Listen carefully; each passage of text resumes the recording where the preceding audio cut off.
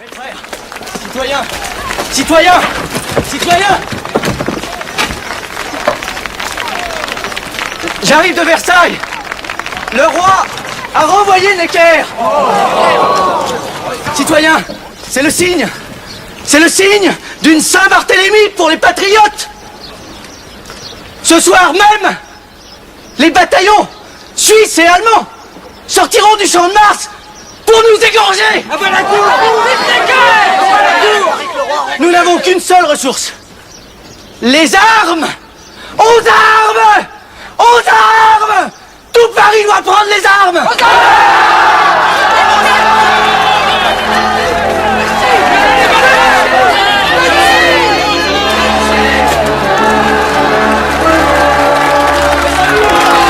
Mes amis, nous connaissons notre ennemi, mais nous devons nous reconnaître entre nous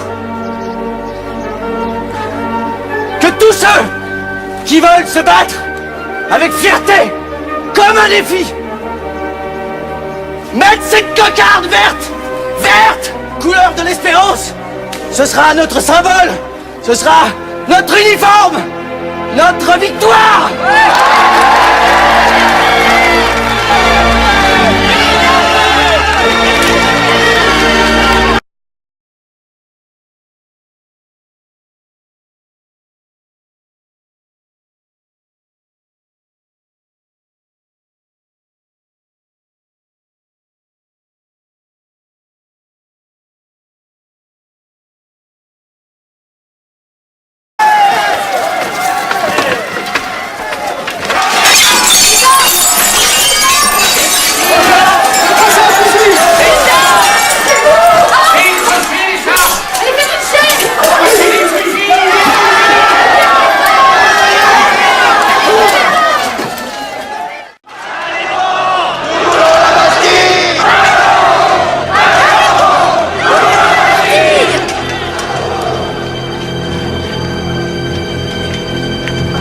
Signe d'entrée. Allons-y.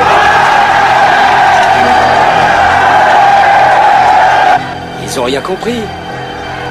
Ils avancent au lieu de foutre le camp.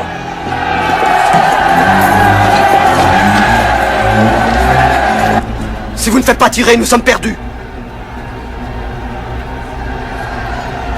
On joue. Feu. Feu, par Dieu!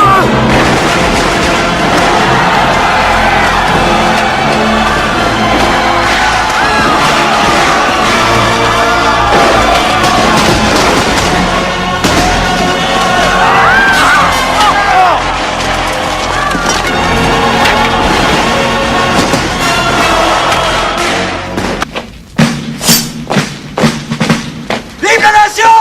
Vive la nation!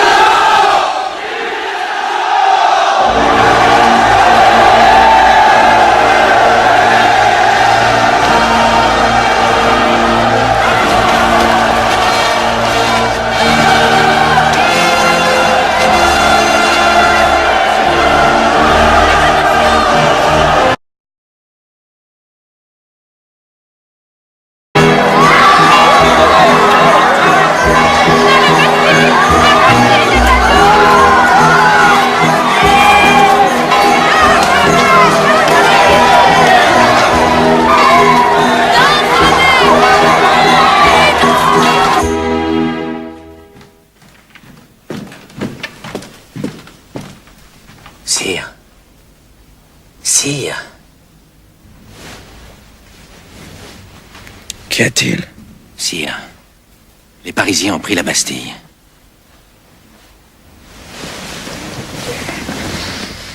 Pris la Bastille? Pourquoi? C'est une révolte? Non, sire. C'est une révolution.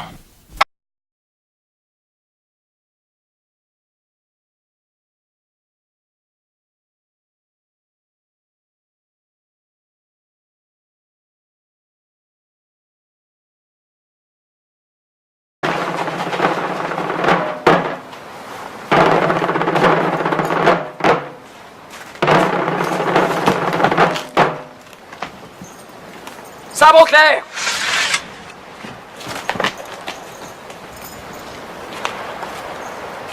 Votre Majesté, ces clés sont celles qui ont été présentées au bon roi Henri IV lorsqu'il a reconquis son peuple. Aujourd'hui, c'est le peuple qui a reconquis son roi.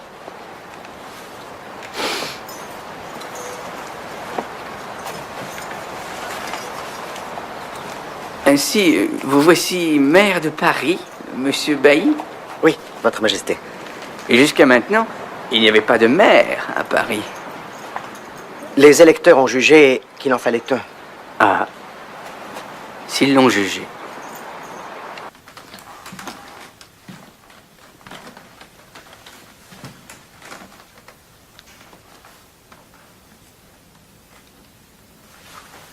Sire, tous les Parisiens, amis de la liberté, ont adopté les couleurs de la capitale, le bleu et le rouge. Oui, j'ai remarqué. Mais j'ai fait ajouter le blanc de la monarchie. Excellente idée, monsieur de Lafayette. Excellente idée. Si votre Majesté voulait bien attacher cette cocarde à son chapeau, elle comblerait de joie ses loyaux sujets. Peut-être, monsieur de Lafayette, vous pourriez l'attacher vous-même.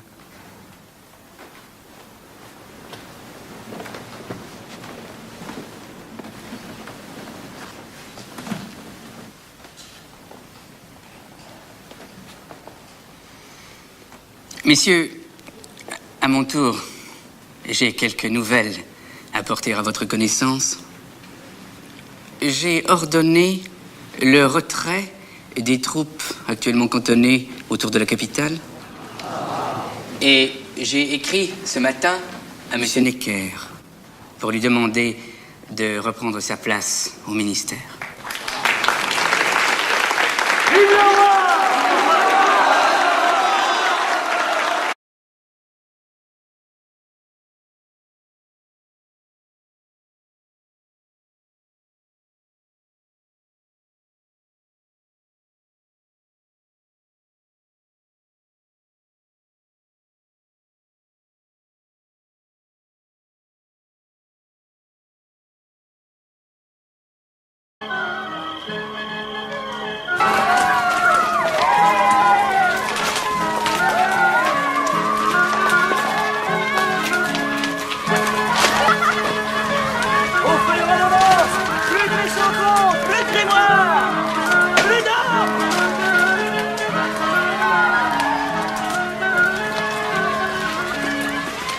Vous voyez, monsieur le comte, toutes les corvées, ça durait depuis trop longtemps.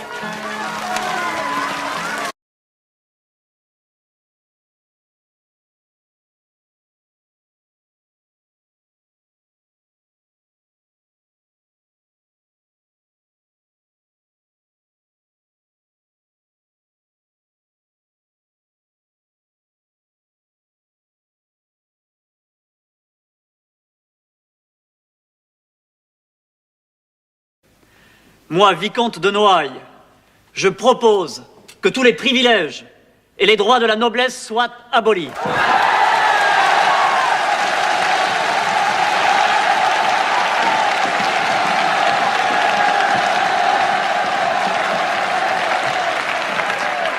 Moi, comte de Beauharnais, je propose que désormais les emplois soient ouverts à tous, nobles et roturiers.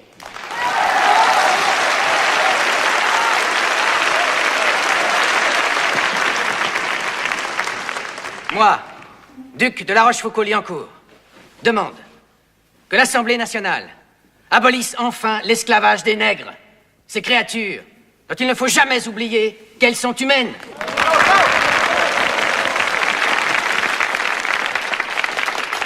Moi, évêque de Nancy, je renonce au bien que l'Église s'est approprié injustement depuis trop longtemps.